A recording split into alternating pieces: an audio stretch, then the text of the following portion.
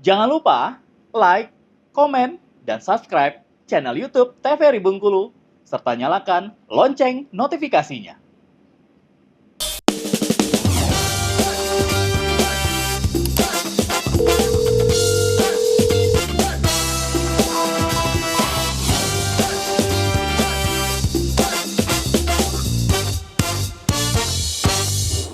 Terima kasih Anda masih bersama kami di Dokter Kito Besamo Kito Sehat. Pemirsa, kita lanjutkan diskusi kita terkait dengan anemia defisiensi besi khususnya pada anak-anak. Saya ingin bertanya dulu nih dok, terkait dengan anemia defisiensi besi khususnya pada anak-anak. Kenapa sih sebenarnya anak-anak menjadi, tadi kan 38% ya, cukup tinggi banget untuk kejadian itu pada anak-anak. Kenapa sih mereka itu rentan terjadinya anemia defisiensi besi, dokter? Iya, jadi kalau lebih anak-anak katakanlah yang di atas 1 tahun ya, nah tadi kan kita bahas ya, yang di bawah 1 tahun. Jadi biasanya dari faktor makanannya. Jadi zat besi itu ada 2 ya, ada yang hem dan non hem. Artinya intinya tetap protein, tapi ada yang protein hewani, ada yang protein nabati. Nah biasanya dari makanannya itu kurang suplainya. Biasanya anak tidak mau makan ya GTM, ya udahlah yang penting makan nasi aja gitu. Padahal yang penting adalah protein hewaninya. Ketika dia tidak tercukupi, terjadinya anemia. Kemudian selain itu, misalnya dia makan vitamin suplemen tambah zat besi ya gitu ya, dibarengi dengan biasanya susu. Nah itu malah menghambat absorpsi atau penyerapannya. Kadang salah di treatmentnya juga. Oke, berarti selain dia makannya kurang, ternyata treatmentnya juga bisa menjadi salah satu penghambat zat besi ya dok ya, kayak susu, teh atau kopi gitu ternyata bisa menghambat. Mungkin boleh dijelaskan dok terkait dengan Boleh, kita lanjutkan ya. Oke, jadi selain dari yang kalau yang kurang dari 1 tahun tadi kan banyak faktornya ketika ibunya hamil ya. Nah, ada juga alergi protein susu sapi. Nah, ini juga biasanya di ASI ibu juga ada protein susu sapi kalau mengkonsumsi coklat misalnya ya, turunan dari susu sapi. Nah, ini perlu juga kadang agak tricky. Kadang anak-anak yang sensitif atau alergi juga bisa mempengaruhi terjadinya proses anemia ya. Kemudian kita lanjut ke usia 1-2 tahun ya. Asupan besi kurang akibat tidak mendapatkan makanan tambahan atau minum susu murni berlebih ya. Minum susu murni berlebih ya. Tadi kan dibahas ya bahwa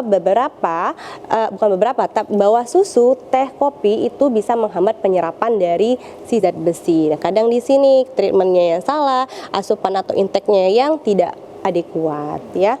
Jadi memang saya sering edukasi ke ibu-ibu muda biasanya yang baru punya anak atau misalnya yang anaknya masih MPASI, saya bilang bahwa karbohidrat itu penting, tapi lebih penting lagi protein hewaninya ya. Jadi kalaupun karbohidrat yang dia nggak suka makan nasi, dipaksain makan nasi, boleh ganti kentang. Tapi setiap hari protein hewani itu harus masuk.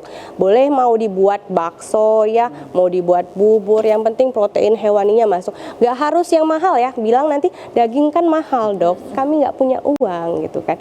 Nggak harus daging ya. Jadi protein hewani itu banyak sekali jenisnya. Telur itu termasuk protein hewani. Bisa telur, kemudian kalau protein nabati bisa tempe, bisa tahu ya. Tapi lebih penting telur aja, murah banget ya. Telur, kemudian ayam ya. Yang penting anaknya asupannya tercukupi. Ya, kemudian obesitas, ternyata kegemukan itu juga tidak baik ya. Kalau obesitas itu akan mempengaruhi juga penyerapannya ya. Lalu kebutuhan meningkat karena infeksi berulang atau kronis. Sebenarnya ini adalah lingkaran setan ya.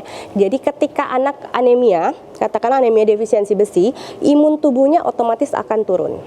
Ketika imun tubuhnya turun, akan mudah terjadi infeksi. Ketika dia infeksi, maka dia akan tidak nafsu makan. Nah, balik lagi, tidak nafsu makan jadinya anemia. Akhirnya berputar di sekeliling itu menjadi lingkaran setan jadinya. Jadi bagaimana caranya putuskan lingkaran setannya?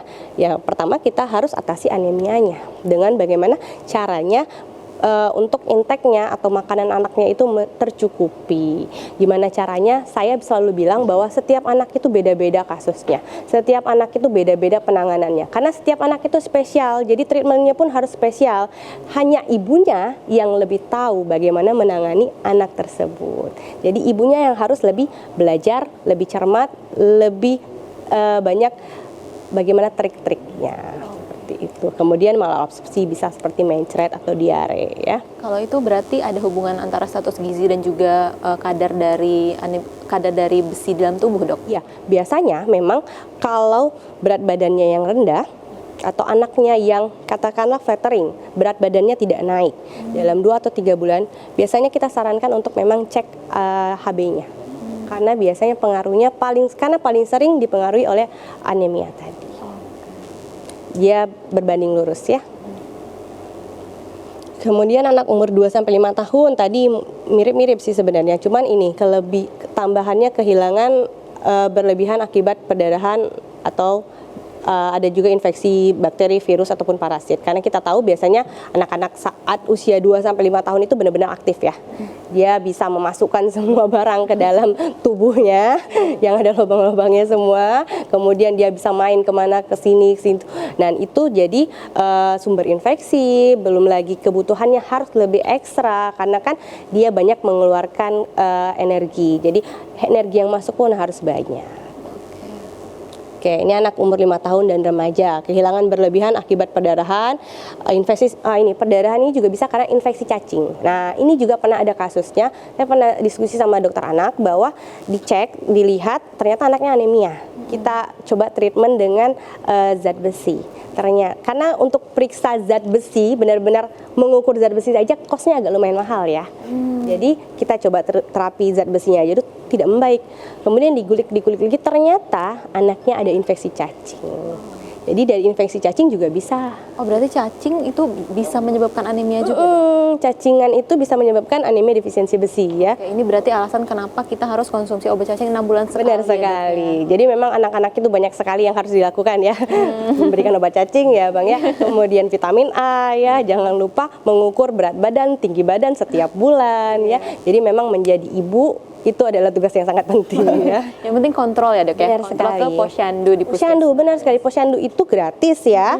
Jadi bisa dikonsultasikan setiap bulan ya, setiap minggu bahkan ya. Nanti di sana juga ada masalah edukasinya ya, bagaimana gizinya, kemudian kapan harus diberikan vitamin A, kapan harus makan obat vitamin. Berarti sudah sangat komprehensif di sana. Benar ya, Dok, ya. sekali. Jadi pemirsa di rumah kalau nggak mau ribet datang aja ke posyandu rutin dan juga ikutin apa kata dokternya ya. Dok, ya. Oke. Kemudian ini menstruasi ya, biasanya karena sampai remaja ya. Jadi pada saat menstruasi juga banyak sekali keluar kehilangan sel darah merah tadi ya. Kalau di remaja sendiri ini kan Dok ada gerakan untuk minum tablet tambah darah benar. pada perempuan. Itu sebenarnya asupan yang harus diasup oleh perempuan itu seminggu sekali atau setiap hari 1 tablet tambah darah atau gimana Dok?